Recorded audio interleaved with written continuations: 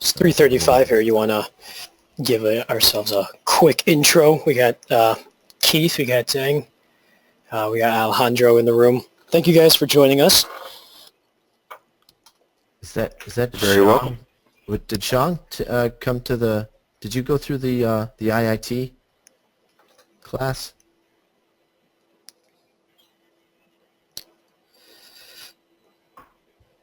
I don't think so. I think that was someone else. No? Okay. All right, you want to do an intro, or do you want me to start off? You. All right. Well, guys, thanks for joining us. Jim and I are we're part of a firm called AlgoWorkshop. We just started it recently, but we have been designing and using Algo Design Lab for creating trading algorithms for the better part of 3-4 years now.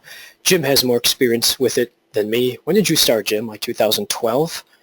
Yeah, with ADL I started in 2012. On the Merck floor I started in 1992. I was right out of college. I was 21 years old, and I clerked for 4 years, and I started trading Eurodollars in 96.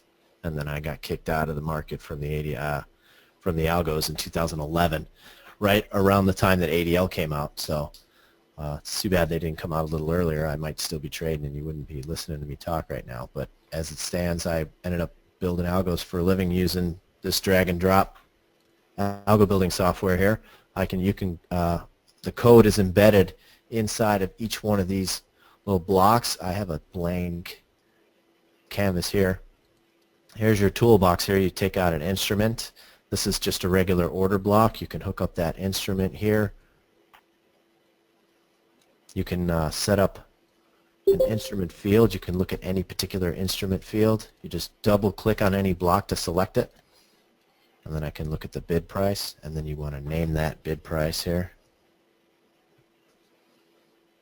Now, the whole benefit of this is traditional programming can take you forever to make algos, and you're much more susceptible to errors, user errors in coding out these strategies that you have.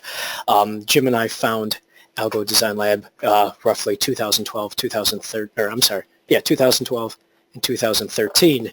And neither one of us have any coding experience at all, but with this program you are able to create low latency strategies, fully automate your trading strategies without having to code. All the code is behind all of these blocks. It's incredibly inefficient. Jim always says it's like a helicopter, right? What is your little story for that? The helicopter. I think that this is. It's like a helicopter, ADL. So if I would explain to you, what does it do? Well, it's great. It can take off straight up. It can land straight down. It can hover.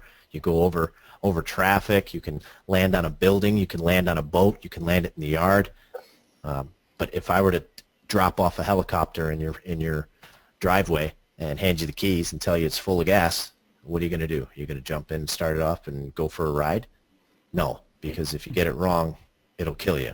So algos, if you get them wrong, they won't kill you, but they'll kill your trading account. So basically, I got a job as a helicopter pilot for people that want to turn their point-and-click strategies or their regular strategies into an algo, but they either don't have the wherewithal to do it themselves, or they don't want to pay a coder to get it done. I mean, coders can do things in roughly 10 times as long as it would take an ADL. I just build a real simple, this thing will just follow the bid price here and work a 5 lot on the bid. As soon as I press play, there's a little green button here when you're running in simulation. As long as you're running in sim, this canvas where you just design the algos has a play button. As soon as I hit that, you can see I got a little 5 lot here that's just going to follow the bid. And that's as simple as that. You saw how long it took me to do that. You can build, I've done demos for building an iceberg, and you can build that in less than 5 minutes. You can build OCO bracket order, as I have an example of that hidden behind here somewhere that I can show you guys. But I had zero coding experience going into this. All I did was I knew how to trade, and this was designed for traders who don't have any coding knowledge of any computer languages. It's just meant to be drag and drop like Lego blocks. Here's all your different math blocks here: add, subtract, multiply, divide, greater than or equal to, less than equal to, and or. You can string together a bunch of different and blocks here. That means that they all have to be true in order for this to be true. So this would be 6 different conditionals that need to be met in order for your trading strategy to actually submit orders. right. And then we can do user-defined Boolean blocks. Boolean block is just a true false. So we can, I can show you that.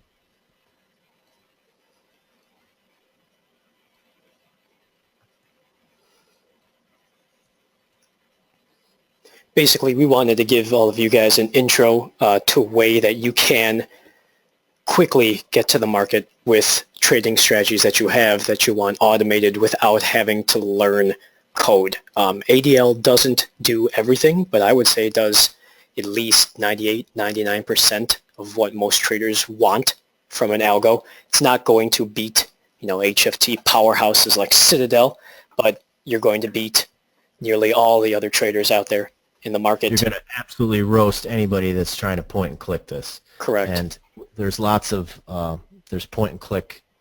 There's execution. It's really easy to enhance your execution with this. I think that's its strongest suit. Its weak hand is using technical indicators or large data sets. Large data sets is it's a glaring weakness in ADL. But as far as speed of execution and reaction, it's terrific. Like it's people, most guys that I used to trade with on the floor, they may have lasted for a little while on the screen, but I don't know very many people at all right now that kept the same strategy where you were trying to work the bid best can. Like right now, it's 78 3/4 bid for 250, and there's a little bit offered there. If you're gonna wait to buy this right before it trades out, you're hovering that over there, and you're gonna click.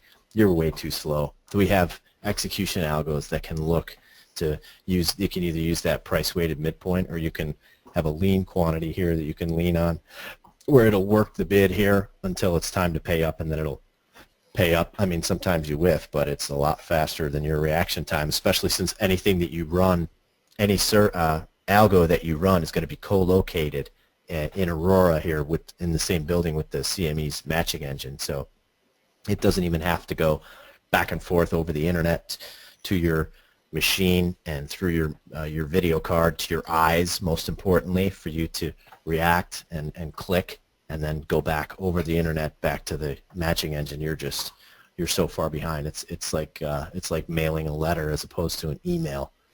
So one thing I like to say, Jim, is most people ask what's the difference between this and some of the programs on like NinjaTrader. NinjaTrader, we consider it basically retail, whereas ADL is designed for professional traders. I mean, how many brokers, banks, prop firms use it and depend on it to run their strategies? It's way more efficient than anything a NinjaTrader can have. Obviously, when you're co-located, you're already beating the competition. Yeah, well, and it's reflected in the price as well. So that's true. It's not cheap, but it's substantially better. So. You want to do an example of what you have, Jim, just to show these guys something, then we'll bring up some. Open it up to questions. So Chris and I spend a lot of time answering. We don't spend a lot of time, but we do our best to answer questions for ADL users on the. It used to be called the forum. Now it's called community, where people have questions about how to use ADL if they're trying to build it themselves, because it's meant to be a build-it-yourself thing. But like I said, you better get it right. So one of the things people want to do is they call it a bracket order, where you buy it. We always talk about a strategy from a default buy. So you buy it somewhere, and then once you get filled, you have a profit, OCO, stop. Order cancel order is what OCO stands for. So one cancels the other. So in order to do that, we have two separate order blocks here. So we're actually going to be working two orders for each fill. And to make sure that we don't double fill it, we take the fills, we take the fill total from our profit fills, and we subtract that here, you can see, from the entry fills. So here's our entry fills. If I right-click on any jump block, see, you can see that the blocks are connected either by a line, or you can also connect them wirelessly through a jump block, because if you don't, then you're going to have wires all over the place. It's going to look like a big spaghetti bowl, and it's going to be really hard for you to figure out what's what, and it's very confusing. But as long as you label each block, you can connect these blocks wirelessly. And then if you want to see where that jump block goes, you just right-click on it like I did here, and then you say see related jump blocks. It'll shadow the rest of the screen except for the related jump blocks. The source block is the one that's connected to the actual block, and then the destination block is the wireless connection here that'll feed into this input. So real quickly, blue is a buy, just like over here, and a red is a sell. So a blue order block is a buy, and a red order block is a sell. Now, if we just bring over a regular order block, that's just all blue there, and then it'll give us that error message here that says we don't have an instrument, we don't have a price, we don't have a quantity. Now, you can also have these flipped for sell. As you can see here, that blue has a little red in the margin. That's because that's flipped for sell here. I checked that. So we can run this as either a buy or a sell. And then when we do that, we need to flip this. You can see this is a buy, or this is flipped for sell. So our profit, when we take our entry fill price here, which is in this block, we take our fill price and we add our profit ticks times the tick value. The tick value in the S&P, where this is the S&P, which is over here. Tick value is 25. So I have just a user-defined profit ticks. We can take whatever we want here. I just did 2 for simplicity's sake. So it's going to add 50 to the entry fill price. And then if we're running this as a sell, it's going to subtract 50 from there. You can see that when I run it as a sell, the pluses become minuses, the bids become offers, and the minuses become pluses. The greater thans become less thans. And bids, did I already say the bids become offers? Bid quantities become offer quantities. So makes everything versatile. You can create an algo in very little time to do both sides, whereas if you're trying to do this, manually coding, it could take you thousands, tens of thousands of lines of code to achieve the same thing, whereas, Jim, how fast can you put this together? Less than 3 minutes? This thing, yeah, less than 5 minutes for sure. Now, this isn't something that you're going to go jumping into the market with, but this just shows you just how simple it is to get a basic bracket order or OCO order going. So as long as I put in a decent price here, let's put in 209, 2079 quarter. Sorry about that, 79 quarter.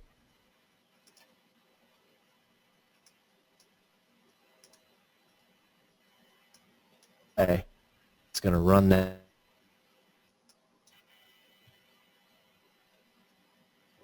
I can go into our variables tab here. Down at the bottom, anything that I have as a variable, which would be the instrument, the entry price, the order quantity. You can see anything in brackets is user defined. So if I take that entry price and I change it, I can go up to 79.5. Keyboard 79.5, and then click enter. You can see it paid up there, and then we have 2 separate orders in the book. Can everybody see that that MD Trader window over here? So I paid the 79.5. I no? can't. You cannot. No. Okay. How about there? Is anybody experiencing any lag or anything? Yeah, I was going to say, when you upped the price to 50, I did not see that reflected. Okay.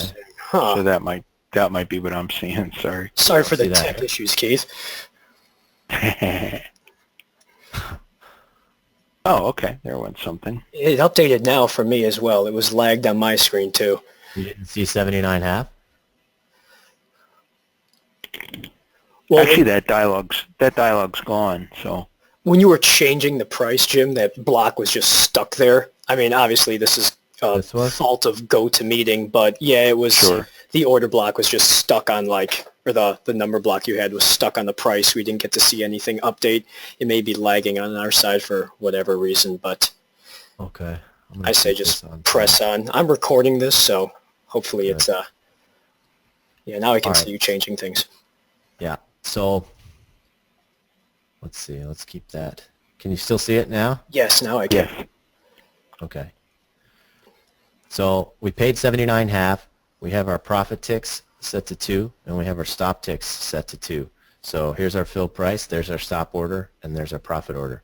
Now, while we're running it, if we're going to go in, if we're running it live, we would have to do this inside the parent order book. But since we're in the canvas here, I can set that profit order to 3. Did it change for everybody? I didn't hit enter yet. No. It didn't. It still says 2. So I'm going to hit enter, and now we went up a tick, right? Yeah, now it works. Okay, so it says 3, right? So I can put 8 on there and then hit enter, and now my price goes 1, 2, 3, 4, 5, 6, 7, 8 ticks above there. And you can see that this is 200 here, or my profit ticks is, for some reason, it's not showing up there. But the tick value is 25. Since it's 8, that's 200 in addition to the 79.5 there. So I can do the same thing with the stop ticks. So if I want to be a pig and say, all right, I'm going to get away from my plan and I'm not going to do 2 stop ticks, I'm going to do 5 stop ticks, then I can just hit enter here once I have the 5, and then I'll drop 3 ticks down there. So, and you can make all these changes while algos are running in the marketplace. It's very user-friendly, so you can change all these variables that you make. I know for when I was trading full-time, I market maked in many of the back spreads of the grains, and I mean, these things would run constantly. I would make adjustments as needed, and I never had to worry about being present to click when when my order came to the price, or when the price came to the target price that I wanted. These were always here, watching and waiting, ready to go.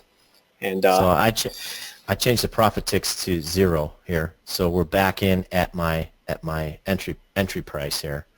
So you can see my working quantity on my profit order is 5, and my stop order working quantity is also 5.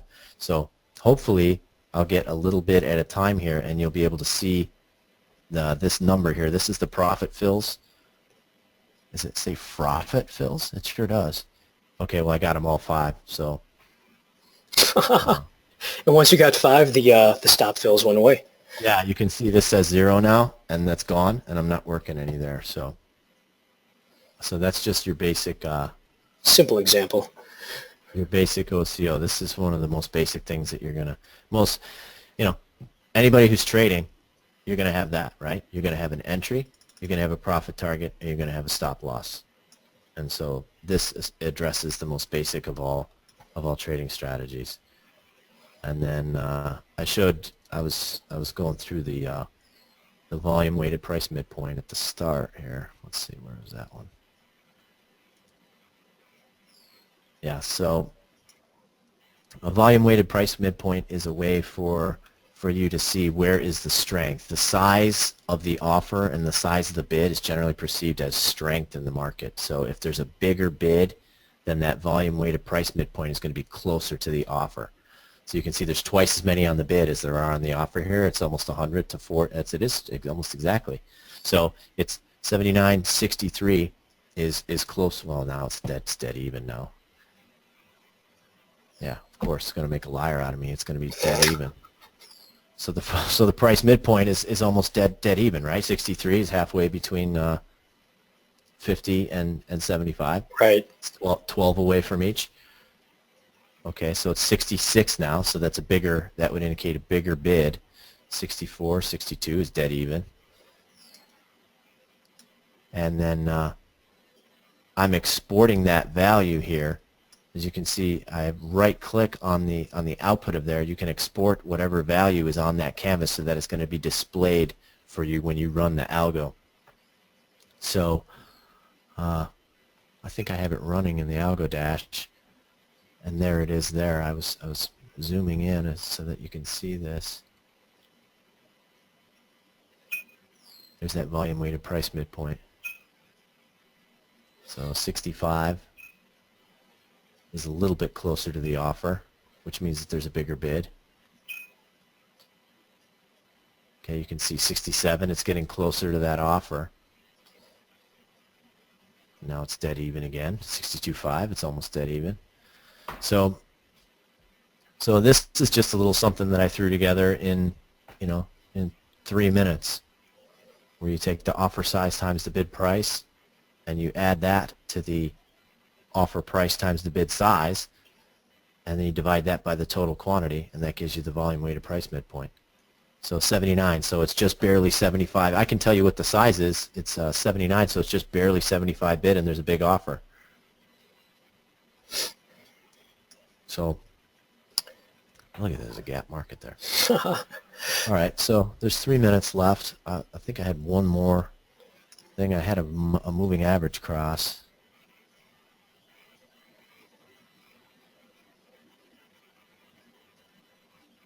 Here, a lot of people like to do a moving average cross. This has nothing to do with where the market is here, so I can just move this out of the way.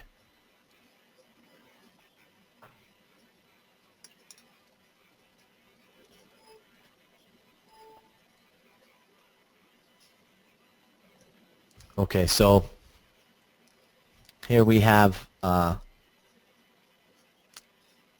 see, I think I should probably have another analytics block here. I don't. I forgot what I did here. So we have a slow moving average and then a fast moving average. So this is a generator block. This just brings what's called a discrete message through the canvas here, and it's going to prime. This is called a state block. The state block is going to hold a message and then wait for a condition to be true. When the condition's true, it's going to release it through whichever port is the formula's in. So I have two separate formulas here. If the slow moving average is above the fast moving average, then it's going to come out of the slow above fast. And then if the fast is above the fast moving average is above the slow moving average, then it's going to come out of that port. Once it comes out of that port, this is called a funnel block. This is a way for you to get a discrete message from multiple sources. It's going to go into this state block. So we have the fast is above the slow. It comes into here. It primes this state block, and this waits until the fast crosses below the slow. So we have that moving average cross that everybody's looking for. So once that is true, it's going to release the discrete message through here. And then this is a little bit different than a state block. This is called a branch block. So this is going to say, is your condition true through this branch block? It's either yes, it comes out of this port as soon as it gets it. It's not going to hold the message like the state block does. It's going to release that message either through the yes. We populate a formula there if it's okay to sell, and that's just a set of our conditions. We're not going to sell it every single time the fast crosses below the slow. We're going to have conditions that say, yes, it's okay for us to sell. And if it is okay for us to sell, then we're going to send that to an order block. If it's not okay to sell, you can see I right-click there. Where's the jump block? Goes back into here. So the fast is crossed below the slow. That's the same as the slow is fast cross below the slow. So the slow is above the fast, and so it's going to come in through here, and then it's going to wait for the fast to cross back above and through here, and it's just going to cycle this message. It's just this constant machine, this perpetual motion machine. Every time these moving averages cross, it's going to come through one of these, and it's going to say, hey, are our conditions okay to buy? And if they are, then it's going to send this message over to an order block. So I can show you the tool block here. We're going to bring a discrete order. So okay to buy, then we're going to go in through this into a buy order. And then we need an instrument. And then we take that same type of order block. If I just double click it there, we're going to make that a sell block. Here, okay to sell, yes. We're going to take that jump block and go into here. And then we can either, once it's yes or no, we're both going back into here, and then it's going to keep going through. So when the fast crosses below the slow, we're going to wait for the fast to cross above the slow, and then just keep making the same decision over and over again. So I've been yapping for about 25 minutes, and it was supposed to be 15. So does anybody have any questions that they want to want to say? Yeah, we'd like to open up the floor. I mean, obviously, we threw a lot at you guys. Everything's visual instead of if you're traditionally programming, you have to remember what you're doing here. You can see everything in front of you. Incredible tool to design algos for whatever you guys need. I see Jeff has a question here.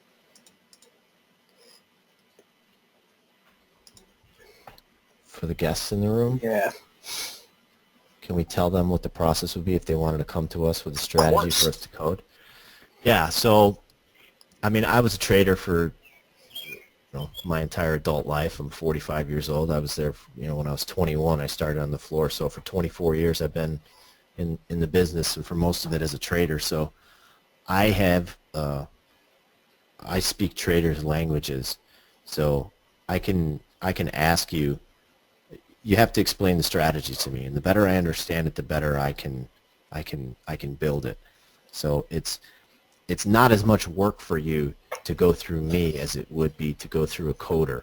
Like, if you were to get something coded, then you could probably get it, a little bit more exact, but you're going to have a little bit harder time communicating with that coder exactly what you want to do. You might have a hard time getting him to understand what's the whole point of your strategy. Whereas I want to see where do you want to end up, and then I can try and help you decide what's the best route to take there, as opposed to you having to tell me everything. So let's see what. Are there any other questions about ADL or us or? Yeah, ADL just works with futures, just with TT products. They're going to expand to options, so they say. I'm not sure when that's going to happen. They say this year. You never know with deadlines. I just assume nothing's ever going to happen until it happens, and then it is so. So I don't ever try and hold anybody to any deadlines, and especially in the software business. I'm still waiting for my favorite cider to be released in the United States, which was going to be 2012. So I still can't get it. Swedish cider.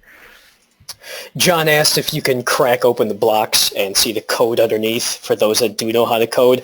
Unfortunately, not yet, but Trading Technologies has been very enthusiastic about releasing this at a later date, but like Jim said, we aren't completely certain when that date is. No, this is proprietary. They're not sharing any of that. I know that when you... Go ahead. I was going to say, when they do finally crack it open, I know that's going to have like a Python filter above it, so everything that you code will be in Python. That will be translated into their IP code. So you're able to design strategies that way. But like I said, we do not know when that's actually going to happen. Yeah, you're gonna be able to make your own custom blocks as well, which would be cool. So aside from consulting, if you guys were interested in pursuing this individually, obviously there's a lot of information you can find on the Trading Technologies forum boards, or Jim said it's community now, community.tradingtechnologies.com.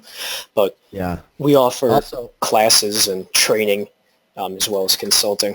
Go ahead, Jim. Yeah, if you have XTrader here, you can right-click on any one of these blocks, and then you'll say Help. You just click on that, and it's going to load up, which it came up off of my... Let's see.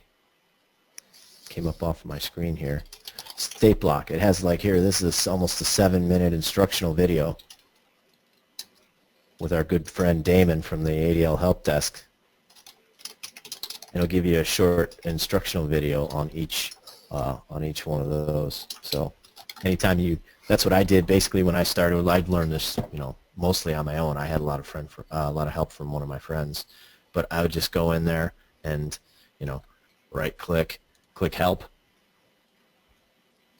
on the funnel block, and there's a 5-minute video on the funnel block, and you just try and build stuff on your own. And I ended up, building things like a child, and without any direction. So Chris and I are we've spent the last several months putting together instructional videos and some material on how to build things the right way from the very beginning. So hopefully we'll help you to leapfrog those first 3 months of painfully trying to learn it yourself, or the first year. Hopefully we'll get you over the first 3 months that took me in a couple weeks, and then the first year in a couple months.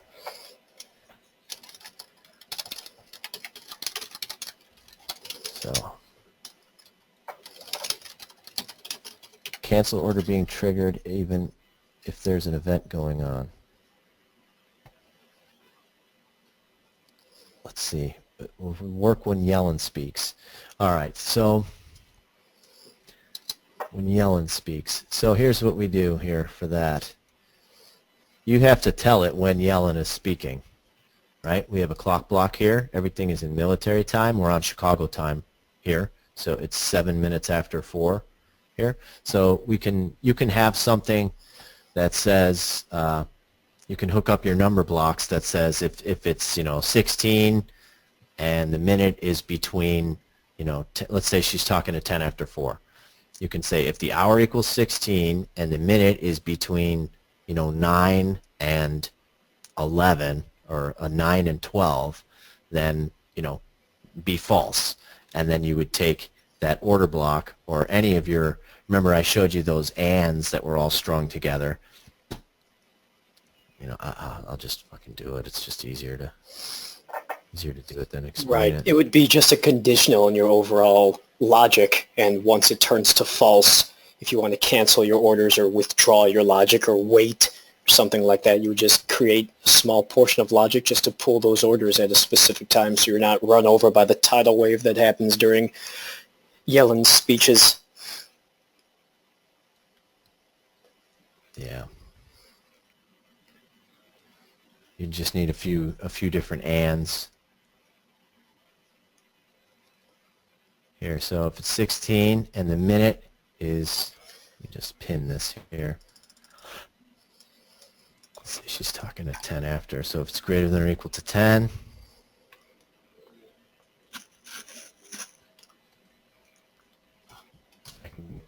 minute,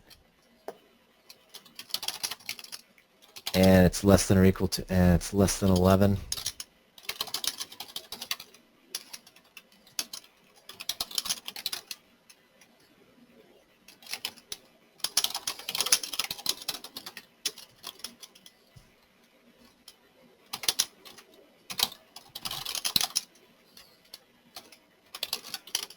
Then if that's true, then we want to turn everything off. So this will just be turn everything off.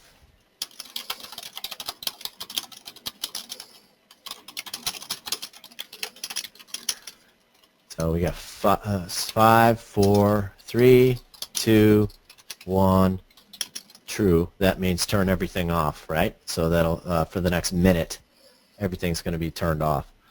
And then if you want to turn your trues into falses, there's a not block here. So that means that anything that's any Boolean that's going into this input, it's going to show the exact opposite of that there. So let's see. Is there a way to tie it into financial calendars through APIs? I answered and said through Excel. If you have the calendar go into Excel, you can have it reference that. But as far as external information, ADL is limited right now just to linking to Excel, and I believe a couple other. Xtrader, yeah, Xtrader. The current version that we're using right now is you can your only kind of external data you can use has to be through Excel. You can't code to the API. You can't use any DLLs or SQLs or anything like that. You can't import any of that. It has to go through Excel. So everybody's always really happy when I tell them that. But the new version, they say that they're going to get they got a Python wrapper that you could. It's a lot more customizable, a lot more. But we'll see. We'll see how they advance with that. So What Jim is showing you now is Xtrader. It's the old version of ADL. They also have a newer version that's web-based, so you can use it on your web browser. It's not currently at parity with the old ADL, so we prefer to use the old ADL to do everything, just so we don't encounter any bugs, but they're trying to get to a point where the functionality is more versatile. You can do it on your phone, on your tablet. You don't have to download an application and do it on your desktop.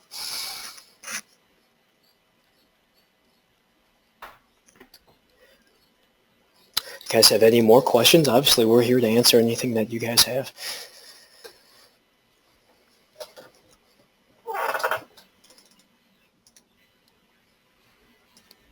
All right. Well, thanks everybody for dropping by, and happy to answer anybody's questions now or on the TT community. I'm typing in our website address into the chat right now. If you guys are interested, we have learning videos. It explains our services. There's also a link to the community.tradingtechnologies.com that I'm about to post, and you guys can check out the software more if you're so interested. Technologies can't type today, unfortunately. Yeah. There we go. Here's the TT community that I'm bringing up here. I'm JFP. That's me, Handsome Devil. And then Chris is Chris, AlgoWorkshop.com. So we do our best to answer questions on here. And then sometimes we have some questions of our own. So that's it. That's it. That's all we got. Thanks for joining us, everybody. We appreciate taking the time in your busy afternoon to come and check out Algo Design Lab. All right. I've recorded this, so if you guys wanted to review it at a later time, I'm going to upload it to our YouTube channel. I'll put a link in the Meetups page, so anyone that RSVP'd and wasn't able to make it can go and reference this at a later date. Thanks, everyone. And stop by and see us on AlgoWorkshop.com or ask us questions on the community.